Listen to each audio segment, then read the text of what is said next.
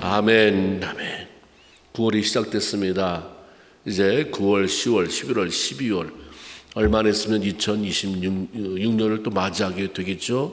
이제 그러나 이제 9월을 시점으로 남은 또 4달이 정말 2025년도 그 어느 때보다 가장 하이라이트 전성기의 삶을 살아갈 수 있는 그런 기간이 되기를 주의 이름으로 축원을 드립니다. 매일매일 갈망하는 마음으로 살아가면서, 그래서 갈망하는 자에게 선한 것으로 응답하시는 하나님이 여러분의 삶 속에 구체적으로 그때그때마다 어떻게 인도하시는지, 어떻게 역사하시는지를 맛보아 하는 그런 우리 모두가 되길 주의 이름으로 축복하며 축원합니다. 죄로 인해서 소망이 없는 이 땅에 구원자 되시는 예수 그리스도를 보내시기 위해서 하나님은 벌써부터 오래전에 계획을 하시고 아브라함을 불러내셨습니다. 그를 만나주시고 훈련시켜 가시면서 믿음의 조상으로 세우셨는데, 하나님은 그에게 내가 너에게 땅을 준다. 그 땅이 가나안이었습니다. 가나안 땅, 그리고 하늘의 별처럼 바다의 모래알처럼 많은 후손을 주겠다고 약속하셨습니다. 하나님은 아브라함과 맺은 약속을 지키시고 그의 후손들을 통해서 거룩한 나라를 이루기 위해서 그들을 애굽 땅으로 불러들였습니다. 인구를 팽창시켜야 되니까 430년 머무르게 하셨는데 430년에 걸쳐서 인구가 놀라울 정도로 불어나게 됐습니다. 때가 되자 모세를 일으켜 그들을 해방시켰는데 처음에는 약 70명의 대가족이 들어갔을 뿐인데 거기서 나올 때는 성경에 보니까 장정만 60만, 그러니까 약 64, 24, 240만 명, 약 200만 명 정도로 추정되는 그런 대민족을 이루어 나오게 됐습니다. 하나님께서 모세에게 명령하신 그 명령은 이스라엘 백성들을 데리고 젖과 꿀이 흐르는 땅, 내가 약속했던 오래전에 너의 조상 아브라함에게 약속한 그 젖과 꿀이 흐르는 땅으로 데리고 돌아가라 하는 말씀이었습니다. 가나안을 젖과 꿀이 흐르는 땅, 이렇게 표현하는 것은 젖이 많이 나기 때문이겠죠. 물론 근데 거기는 양과 염소를 키울 수 있는 그런 목초지가 풍성했다는 것을 의미하고, 꿀, 물론 거기 야생꿀이 많다고 하지만 꿀보다 더 단 그런 여름 과일들이 많았다고 그래요. 그래서 바로 이런 의미, 그런 달콤한 과일도 풍성하고 그런 목초지가 풍성한 그런 땅, 그래서 젖과 꿀이 흐르는 땅, 그것으로 내가 너희를 이끌어 가겠다 말씀하셨습니다. 그 한참 지나서 에스겔 20장 6절에 보면 하나님은 가나안 땅을 내가 내 사랑하는 백성 그들을 위해서 찾아두었던 땅, 곧 젖과 꿀이 흐르는 땅이여 모든 땅 중에 아름다운 곳이다라고 말씀하고 있습니다.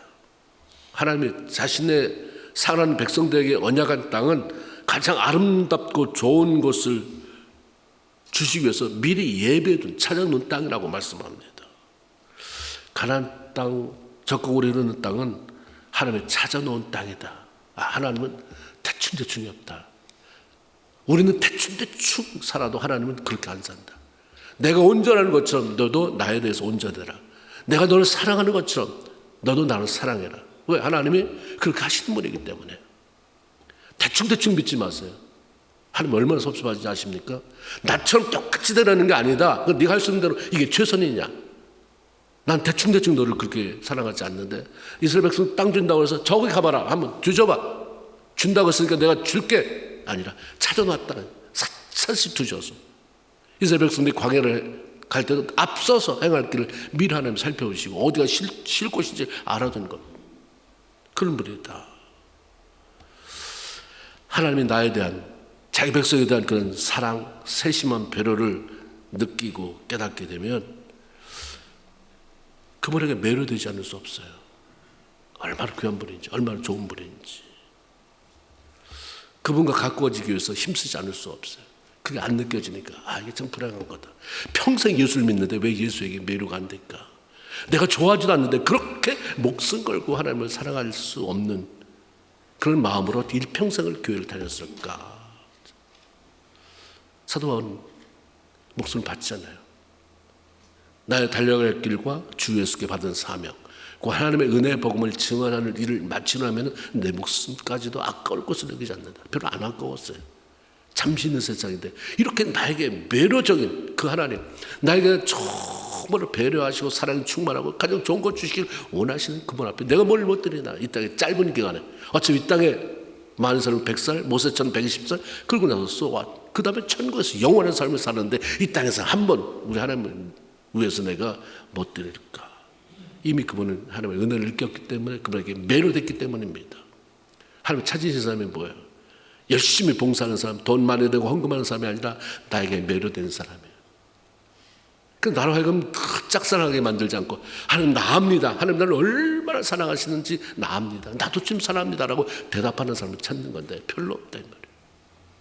나는 그렇게 전심으로 사랑한다고 전심으로 이렇게 너희를 배려하는데 너희는 대충 너무 슬프다. 오기는 온단 말이에요. 교회를 이스라엘 백성들에게 특히 종교 지도자들에게 뭐라고 그랬어요?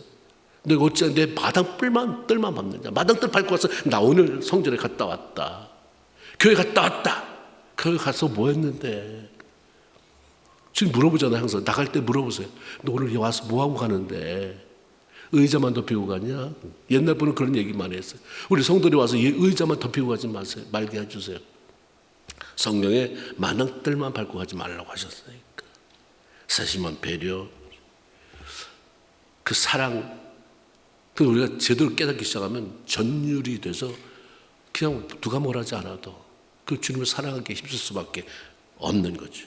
모세 이스라엘 백성들을 가나안 땅으로 인도하기 위해서 애굽에서 나와서 홍해를 건너고 광야 생활한 지 40년이 되었을 때 가나안 땅이 멀리 바라보이는 곳에서 죽음을 맞이하게 됐습니다. 모세는 정말 그 땅에 들어가 보고 싶었어요. 처음에는 원치 않았는데 하나님 너 아니면 안 된다. 너가 가야 된다. 그래서 이스라엘 백성들을 데리고 가나안 이 광야를 다 통과했는데 마지막 가나안 땅 한 번이라도 내가 밟아보고 싶은데 하나님은 안 된다고 했습니다. 그때까지 모세가 눈이 흐리지 않았어요. 눈도 잘 보이고 기력도 힘도 좋았다 이 말이에요. 쇠하지 않았다 말씀합니다. 그는 하나님의 사람으로 위대한 생을 살았어요. 그런데 하나님께서 여기까지라고 딱 그 단정하시니까 모세는 그냥 내려놔야죠. 노라고 할 수 없어요. 됐다. 네 생은 여기까지다. 네 사명은 여기까지다. 하나님 할 게 남았는데 뭔데요가 아니라 그냥 하나님이 부르시니까 거기서 이 땅의 삶을 마쳐야 됐습니다. 누구에게든지 하나님이 여기까지라고 하시는 말씀이 있습니다. 그 부르심을 따라서 이 땅의 생을 마쳐야 하는 순간이 옵니다. 우리는 그걸 생각 안 하죠. 만약 있을 것 같아요. 그럼 여기까지. 그 오늘일 수도 있고 내일일 수도 있고 여기까지. 나이? 모세는 나이가 그때 120살이었으니까 그럴만 하지 않아요? 나랑 상관이 없습니다. 그때까지 우리는 뭐 할 것인가? 그때가 얼마나 남았는지 모르는데 지금 여기까지 하고서 우리를 부를 때 그 순간까지 우리가 뭐 할 것인가? 한 가지 우리가 해야 될 게 뭐냐면 아름다운 동행입니다. 아름다운 동행. 우리가 입으로는 하나님을 많이 부르는데 오른손은 돈이 잡혀있고 왼손은 취미가 잡혀있고 그렇죠? 뒤에는 다 후회스러운 것만 가득 차있고 하나님의 동행은 그런 게 아니고요. 좌를 돌아봐도 하나님, 우를 돌아봐도 하나님, 앞을 바라봐도 나를 사랑하신 하나님. 그분 놓칠까 봐, 그분이 혹 나를 배척할까 봐, 나를 모른다고 할까 봐, 아니면 내가 딴청 피우다가 하나님 시선 놓칠까 봐 늘 그분을 바라보고 함께 가는 게 동행 아니겠습니까? 우리가 이제 남은 삶은 우울한 기억이 아닌 너무 지겹고 힘들고 맨날 화나고 분통 터지는 그런 기억은 이제 다 지워버리고 오면 빨리 날려보내세요. 어떤 것이 어떤 모양으로 와도 감사의 기억으로 채우시기 바랍니다. 감동으로 채우시길 바라요. 참 좋았다. 안타깝지 않습니까? 지금까지 그 살아온 것도 앞으로 살아갈 날은 그냥 무조건 감사하고 무조건 감동, 하나님 성령의 감동으로 채워주세요. 그렇게 마음 먹었다고 해서 그럼 우리 안에 평안한 길만 열리냐? 아니요. 우리 안에 화나고 분통 터질 일이 안 생기냐? 아니요. 그냥 밀어내라는 거야. 난 너랑 상관이 없다. 고! 나는 그냥 하나님 주시는 감사로 살 거야. 선택은 여러분의 자유입니다. 여러분의 몫입니다. 모세가 떠난 후에 그동안 훈련받게 했던 여호수아를 지도자로 세워서 적각골이 흐르는 가나안 땅을 향해서 계속 앞으로 나가게 하셨습니다. 여호와는 하나님의 의지에서 힘을 얻었어요. 처음에는 모세가 떠났는데 내가 할 수 있을까? 아니, 모세는 떠났어도 내가 있잖아. 너는 너대로 나한테 소중한 존재, 네가 할 몫이 있다. 하나님 이렇게 세웠어요. 힘을 얻었습니다. 그래서 가나안 땅에 들어갈 준비를 했습니다. 가나안 땅의 관문인 여리고성을 함락시키기 위해서 정탐꾼을 파송했는데 그 정탐꾼들은 거기 들어가서 라합이라고 하는 여자를 만나잖아요. 그를 통해서 도움을 받기도 하고 그 땅의 정보도 가지고 돌아왔습니다. 모든 것이 다 준비 완료됐어요. 그런데 문제는 바로 경계선에 놓인 요단강을 건너는 일이었습니다. 보면 이스라엘 백성들이 가나안 땅에 들어가기 위해서 통과해내야 할 첫 번째 관문인 요단강을 어떻게 건넜나, 그 사건에 대한 기록입니다. 항상 사건은 그것을 통해서 우리에게 뭔가 교훈을 주시기 위해서 일으키는 거잖아요. 이것도 우리에게 하나님 주신 놀라운 교훈이 있다고 하는 것입니다. 하나님께서 여호수아에게 백성들을 데리고 요단강을 건너라고 한 때 그때는 곡식을 거두는 시기라고 했습니다. 옛날 개혁 성경에 개혁 말고 개혁 성경에는 모맥을 거두는 시기다. 뭐냐면 보리와 밀을 거두는 시기. 15절에 보면 요단이 곡식을 거두는 시기에는 항상 언덕에 넘치더라. 이렇게 되어 있습니다. 이스라엘 북쪽으로 올라가면 이스라엘 전체가 다 우리나라의 강원도 정도의 땅만큼이라고 하는데 끝으로 가면 헐몬산이라고 있습니다. 높은 산이 있는데 한 2200m 정도 된다고 그래요. 겨울에는 눈이 덮여 있어서 유일하게 이스라엘에서 겨울에 스키를 탈 수 있는 곳이 바로 헐몬산 그것이라고 하는데 겨울에는 눈이 덮였다가 날이 더워지기 시작하면 눈이 녹겠죠.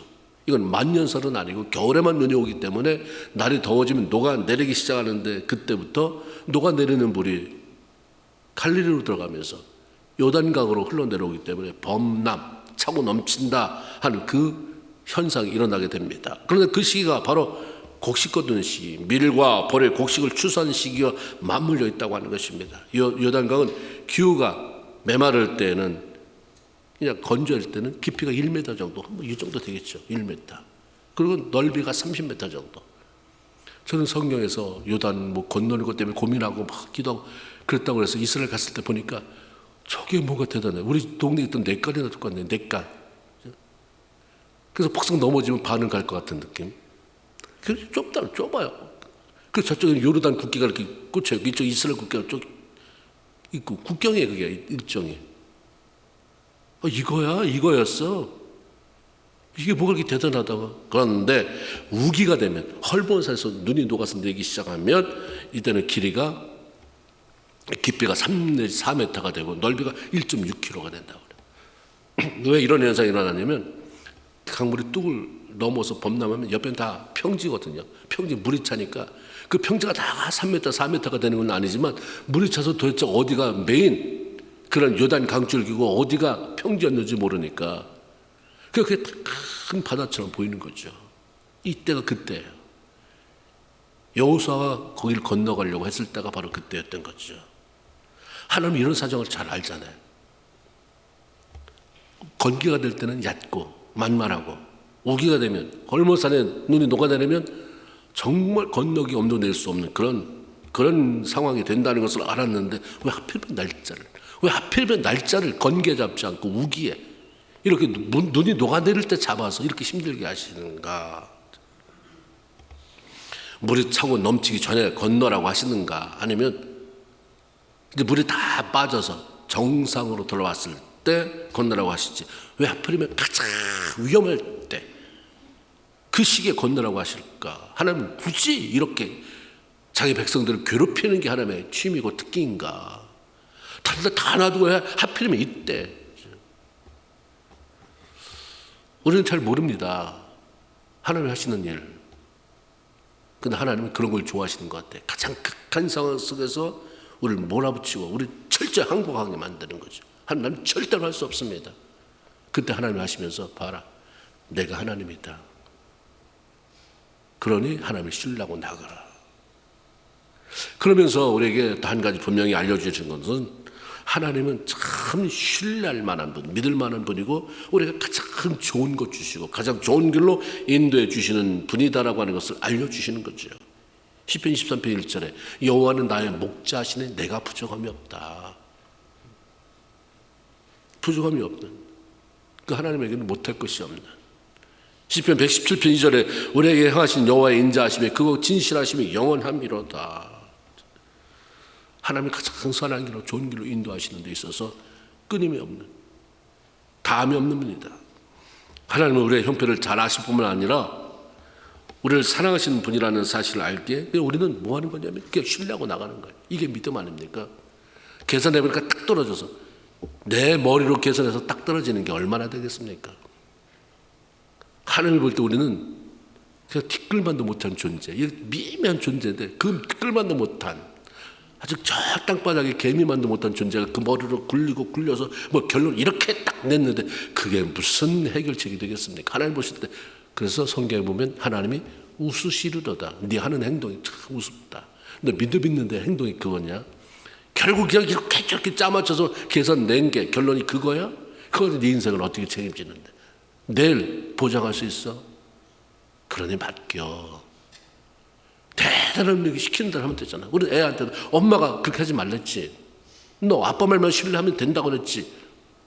아빠 말 들으면 잘 돼. 아빠는 이미 경험이 많잖아. 그러는데 하나님 앞에서도 똑같아야 되잖아요. 하나님은 애하고 아빠하고의 그 정도가 아니라 하늘 땅보다 높은 가치라고 표현되어 있어요. 그냥 몰라? 모르면 아니다가 아니라 아멘, 그냥 순종하고 가라. 그게 하나님 주시는 말씀인 것입니다. 하나님은 여호수아에게 이스라엘 백성들을 이끌고 넘쳐나는 요단강을 건너라고 하시고 왜 그런 명령을 내리셨는지 한 가지 이유를 분명히 말씀하십니다. 여호와께서 여호수아에게 이르실 때 내가 오늘부터 시작해서 너를 온 이스라엘 목전에서 크게 해서 내가 널 크게 만들어준다 이 말이야. 모세와 함께 있었던 것처럼 너와 함께 있음을 이스라엘 백성들이 알게 하겠다. 하나님은 홍해를 건넌 이후에 모세의 권위를 세워주셔서 이스라엘 백성들이 함부로 하지 못하게 했습니다. 마찬가지로 여호수아를 통해서 요단을 건너가게 하심으로 모세의 리더십에 이미 익숙해져 있는 이스라엘 백성들에게 여호수아의 이름을 알고 그 권위를 아주 견고하게 세워주시기 원하셨던 것입니다. 하나님이 세우셨다고 해도 사람들이 무시하고 깔보고 저까에 뭘 할까, 모세하고 비교할 만해? 모세, 아이고 전 뭐 말도 안 되지.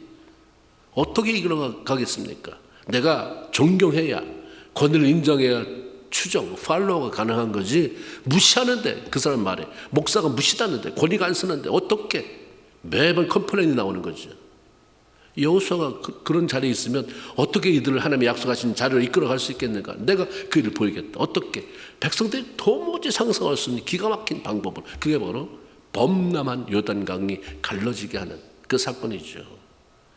하나님께서 모세와만이 아니라 여호수아도 함께 하심을 명백히 보여주셔서 백성들을 넉넉히 이끌어 드리는 데 있어서 조금 더 어려움이 없도록 힘을 실어주려고 했던 것입니다.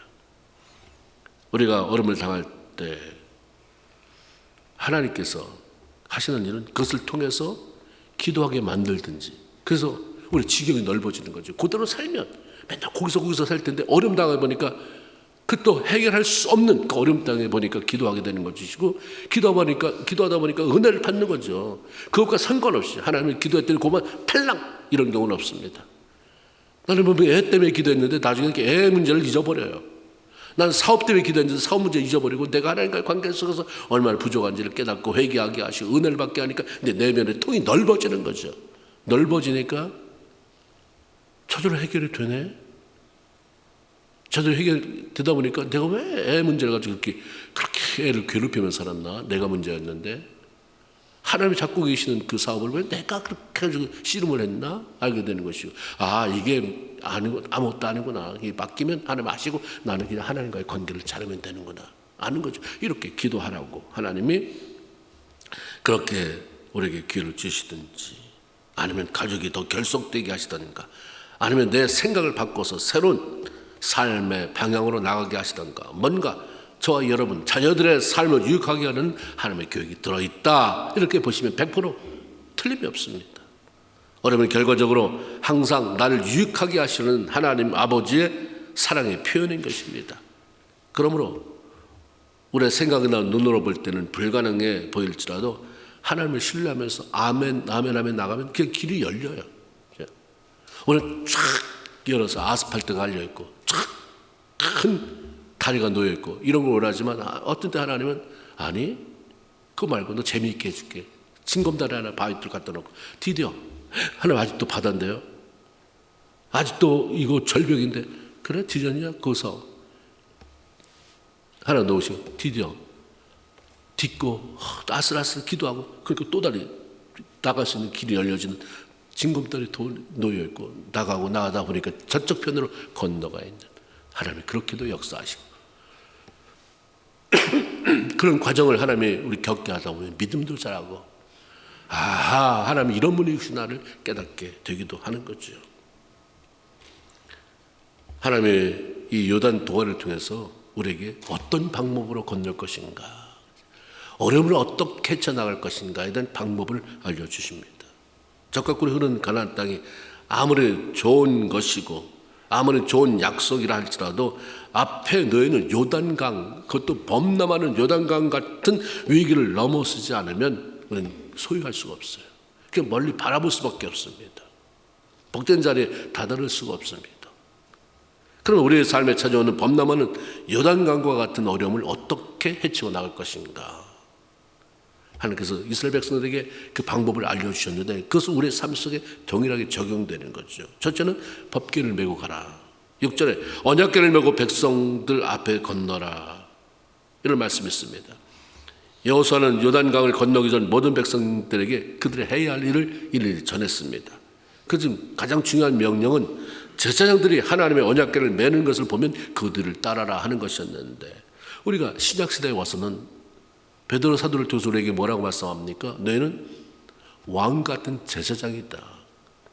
우리가 왕 같은 제사장으로 살아가는 것입니다. 그러면 영적인 제사장인 우리들은 하나님의 말씀을 어깨에 매듯이 그걸 꼭 붙잡아라. 제사장이 법궤를 흔들린다고 흔들흔들하다가 떠리켜버리면 문제가 심각해지잖아요. 오늘날 우리의 이 법궤는 말씀하고 똑같아요. 하나님의 말씀, 하나님의 임재 꼭 붙잡아라. 붙잡고 살아가라 말씀합니다. 이사야 48장 17절에 나는 너희의 구속자여 이스라엘에 걸어가신 하나님이 이르시되 나는 내게 유익하도록 가르치고 네가 마땅히 행할 길을 인도하는 내 하나님 여호와다. 붙잡으면 인도한다. 붙잡으면 너에게 유익되도록 가르치고 붙잡으면 그 말씀이 너를 가장 선한 길로 이끌어간다, 넘어가게 한다라고 하는 말씀입니다. 여러분 삶 속에 위기가 찾아올 때 말씀 붙잡습니까? 중간에는 놔서 문제야. 처음에는 하던 습관, 해야 되는 것 이렇게 하더라, 남이 이렇게 하더라 해서 좀 흉내를 내보지만 시간이 지나면 그냥 내 방법 쓰는 거야. 처음에는 좀 붙잡아보고 주님 하다가 나중에 주님하고 딴짓 하다가 나중에는 이것 벗어버리고, 그리고 결국은 뭐 별거 없네가 돼버리죠. 하나님은 우리의 삶을 가장 선한 길로 인도하시겠다고 약속했기 때문에 그분의 말씀대로 사는 것은 우리의 몫이고, 그렇게 살아낼 때 하나님께서 우리의 삶을 약속하신 대로 건너가게 하시는 것, 그건 하나님이 하실 몫이라고 하는 것입니다. 그래서 내 몫을 할 때 살 길이 보이고, 그래야 살 수 있는 길이 열려지고 어려움을 넉넉히 극복할 수가 있게 되는 것입니다. 그래야 시편 119편 50절 말씀처럼 이 말씀이 곤란 중에 나의 위로였다, 이 말씀이 하나님의 말씀이 나를 살렸다라고 고백할 수가 있는 것입니다. 말씀 잡고 갔더니 살아났다, 살렸다. 전혀 그 말씀과 내가 당한 문제하고 상관없는데 그냥 하나님의 말씀을 내가 즐거워하고 읊조리고 그 말씀대로 살아가려고 애썼더니 하나님이 알아서 내 문제 해결해 주셨네 하는 시편 기자의 고백이 우리의 고백이 되어야 할 것입니다. 또 하나는 특별히 법궤와 거리를 두고 쫓아라고 하시는 것입니다. 4절에 법궤와 그 사이 거리가 2000규빗이 되게 하고, 이런 말씀이 있습니다. 여호와서는 백성들에게 법궤를, 언약궤를 따라가되 무작정 따라가지 말고 그 법궤와 너희 사이가 2000규빗이 되게 해라. 그걸 거리를 둬라 말씀합니다. 2000규빗, 1규빗은 가운데 손가락에서부터 이 팔꿈치까지. 그래서 보통 45cm. 계산하기 좋으려면 50cm. 그래서 45cm로 하면 약 900m. 900m의 거리를 둬라. 왜 이런 거리를 두라고 했을까? 무엇보다도 모든 백성들이 갈 길을 확실히 알고 따르도록 하기 위함입니다. 200만 명이나 되는 사람들이 우르르 몰려가는데 우르르 몰려가서 가까이 가다 보면 앞에 사람은 그나마 번개가 저기 간다 저기 간다 하지만 뒤에 오는 사람은 뭐가 보이겠습니까? 그러나 200만의 수많은 사람들이 앞에 있는 언약궤가 보이고 어떤 방향으로 가는지를 알고 확실히 알고 따르기 위해서는 그만큼의 2000규빗의 약 900m의 거리 간격이 있어야 된다 하는 말씀입니다. 그게 확보돼야 된다. 다시 말하면 우리에게 무슨 의미냐? 무조건 따라가는 것도 좋지만 네 눈으로 직접 보고 따라가라. 내 눈으로 하나님의 인도함을 놓치지 말고 따라가라. 확실하게 보고 따라가라. 우리가 믿음 좋은 집사님, 믿음 좋은 권사님, 믿음 좋은 장로님 따라서 신앙생활하는 것도 좋지만 이제 그건 처음이에요. 내가 처음에 어려움 당해서 이제 나올 때 아니면 처음에 예수 믿을 때 그렇게 하는 건 굉장히 도움이 되지만 그 다음에 이제 내가 내 입술로 고백해야 되고 내 눈으로 확인해야 되고 내가 경험하는 하나님을 만나야 된다고 하는 사실입니다. 네가 봐라 하나님의 인도를 직접 목격해라 그런 거죠. 그리하면 4절 그걸 거리를 두고 그렇게 네가 확실히 보면서 따라가면 너희가 행할 길을 알리니 그러면 행할 길을 알게 된다. 어떻게 할까요? 말씀을 네가 개별적으로 붙잡고 말씀 떠나지 말고 하나님의 인도를 걸어서 봐라. 그러면 네가 행할 길을 알게 된다. 다른 사람들 따라하는 것도 좋지만 말씀과 기도를 통해서 직접 나의 하나님을 경험해야 확신을 가지고 흔들리지 않고 제대로 하나님을 섬길 수 있다 하는 말씀입니다. 그러기 위해서 우리가 매일 성경을 읽어야 됩니다. 말씀 붙잡고 하루하루 살아가야 합니다. 너무나도 우리가 많이 들었던 얘기고 목사가 당연히 그 얘기 해야지 라고 생각하고 난 들었어 하고 그냥 외면해 버릴 수 있습니다. 그러니까 우리가 성장하지 않잖아요. 말씀 잡으셔야 됩니다. 매일 말씀 읽습니까? 매일? 아침 드십니까? 어떤 사람 나는 아침 안 먹어. 그럼 점심 드십니까? 어떤 때는 스킵도 해. 저녁 안 드십니까? 생각나면 이런 사람 있겠어요? 한 끼라도 먹을 거 아니에요. 우리가 일주일이 지나면 말씀 한 번도 보지 않고 이것은 너무너무 우리 아버지 앞에 죄송한 거예요. 내가 너를 사랑한다는 표현을 그렇게 많이 하는데 너 맨날 아쉬울 때는 나한테 와서 기도하고 하나님 사랑합니다. 왕이신 하나님 내가 주님을 사랑합니다. 높인다 하면서 그 사랑하는 너의 왕이신 너의 신랑 되신 주님이 여기에 묶음 다발로 준 편지를 한 번도 읽어보지 않느냐. 맨날 이게 필요하고 저게 필요하다고 하면서 그 방법을 알려준 그 말씀을 왜 들어가서 읽지 않느냐라고 말씀하시겠죠. 우리가 말씀 붙잡고 하루하루 살아가야 합니다. 그러면 시편 119편 105절 말씀처럼 주의 말씀 내 발에 등려 내 발에 비칩니다. 주님 알았습니다. 깜깜 절벽인 것 같고 도대체 어떻게 되는지 몰랐는데 말씀을 잡으니까 말씀 잡고 기도하니까 하나님 말씀이 내 삶에 내 앞길을 비추는 등처럼 빛처럼 다가옴을 감사합니다 라는 고백을 하며 살게 된다고 하는 것입니다. 하나님의 백성으로 이 땅에 살아가는 동안에 매일 말씀과 더불어서 이런 벅찬 감격 속에 하나님과 가까이 동행하는 저와 여러분 모두가 되길 주의 이름으로 축원을 드립니다. 또 하나는 거기 세 번째로 하나님이 하신 말씀은 물을 밟고 살아.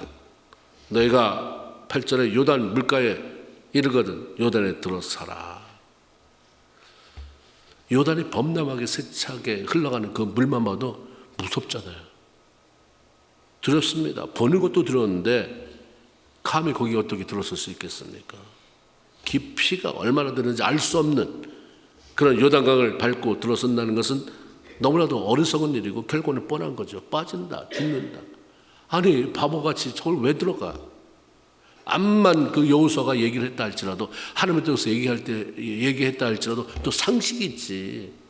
그럼 돼? 저기 들어가다 죽지. 빠져 죽지.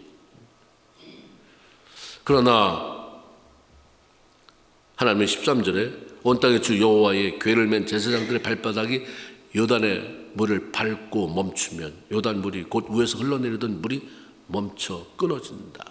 한 곳에 모여 선다. 그럼 길이 난다. 문제는 이런 시퍼런 물을 바라보고만 했으면 아무도 변화가 일어나지 않는다. 아무런 변화가 일어나지 않는다. 말씀대로 들어가서 순종하고 발로 밟고 서야 물이 멈춰선다. 이럴 때 도대체 어떻게 해야 되는가? 우리가 아무리 둘러봐도 두려움 가져다주는 요단 길이었지만 그 말씀에 순종해서 요단을 밟으니까 정말 신기하게 물이 끊어지는, 이건 보는 것으로 되지 않는 거구나.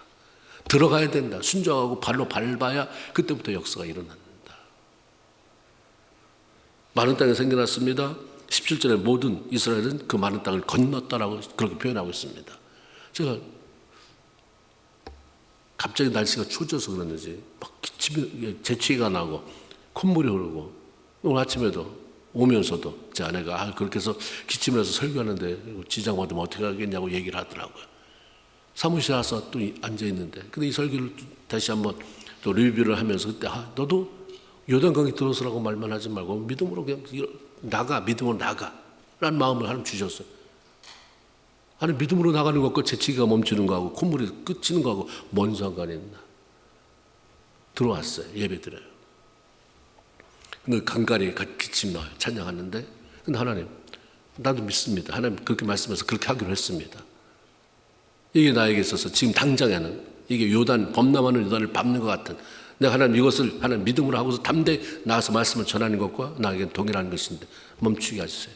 그래서 하나님 끊어지게 하시고 마른 땅으로 건너듯이 하나님 설교 잘 해낼 수 있게 하시고, 그리고 내가 설교하면서 하나님 이러셨다고 얘기할 수 있도록 말씀 그렇게 해주세요 라고 기도했어요. 설교하면서도 저는 신기한 거예요.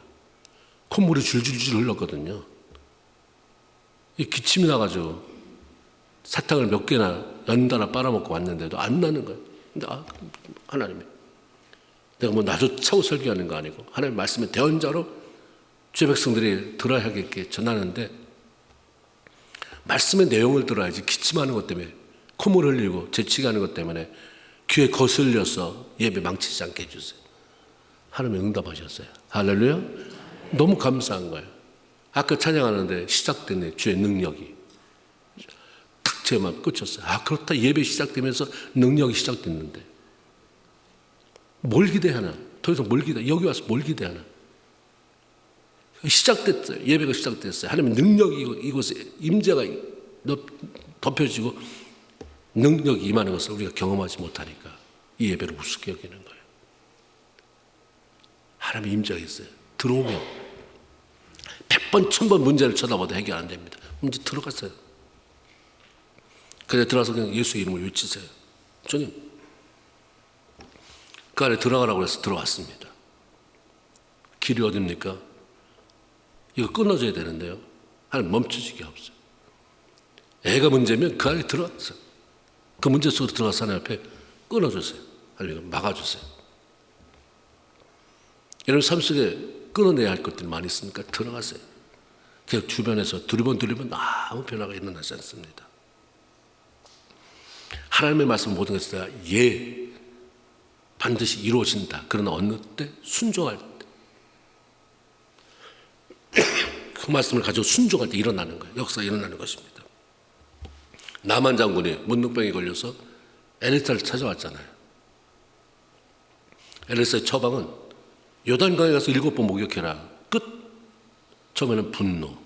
들어가 보지도 않았어. 네, 그러십니까? 그게 하나님의 뜻입니까? 그게 내가 고쳐지는 방법입니까? 아멘, 아멘. 들어갔어야 되잖아요. 우리 생각으로는. 화가 나요. 들어가기 전에 내가 저걸 꼭 굳이 그렇게 해야 돼? 거기에 들어가서 내가 고칠 바에는 우리 동네는, 우리나라에는 더 좋은 강, 더 깨끗한 물이 있는데 저기 가서 목욕하려고 그 숱한 시간을 들여서 여기 왔단 말이야 했는데 결국 순종하잖아요. 안 할 수 없어 들어갔는데 다 해보고 나니까 들어가니까 말씀대로 해보니까 1번, 2번, 3번, 7번 어린아이 살처럼 깨끗해졌다. 문제를 바라만 보면 해결할 방법이 없습니다. 말씀 붙잡고 말씀하신 대로 순종하며 들어갈 때, 거기서 견고히 설 때 하나님이 하시는 일을 볼 수가 있습니다. 길이 열리게 되는 것입니다. 요단이 건너지는 것을 경험하게 됩니다. 우리 삶 속에 앞으로 하나님 여기까지 해서 맞춰야 되지만 여기까지 하는 말을 들을 때까지 해야 될 일도 더 많고 벌어질 일들도 많고 내가 원치 않는 일들이 생겨나는 것도 많이 겪어야 되는데 그러나 그냥 그거 다 밟고 일어서십시오. 믿음으로 하나님 이 어려움이라고 하는 요단의 범람을 물 같은 이런 나를 화나게 만드는 나를 속상하게 만드는 좌절하게 만드는 그런 모든 것들이 끊어지게 하옵소서. 담대하게 그렇게 말씀으로 외치며 말씀 안에서 승리하며 그를 건너가게 되는 그래서 한층 여러분이 더 하나님 앞에 가까이 가게 되는 하나님의 영광에 찬송이 되는 삶을 살아가는 귀한 종들이 다 되기를 주의 이름으로 축원을 드립니다. 아멘. 기도합시다.